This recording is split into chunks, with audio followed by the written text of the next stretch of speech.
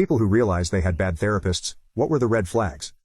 1. So I went to child therapy back in the day, but the therapist always had my dad in the room with my sisters and I. Because of that I was never able to tell her about how he was abusing my sisters and I.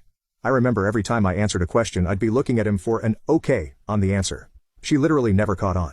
2. I was 13. The therapist was an older woman who upon first meeting me said to my mother that I was on coke. I wasn't, and that my father and or brother were aping me. My father and brother have never, ever touched me like that. This was one sick woman who needed help herself. 3. When he was on the news for banging a client. It was his arrest photo because that's a crime. He was our marriage counselor, and he was married. So was the client. 4. The one I went to after my suicide attempt at 16 had some, not so compassionate opinions. My very first session, one thing I told her was that I was bullied a lot at school. Her response was, well, suicide attempts are usually done in order to manipulate others. So, since you were capable of that, did you ever consider maybe you were the bully? I really never spoke to her again.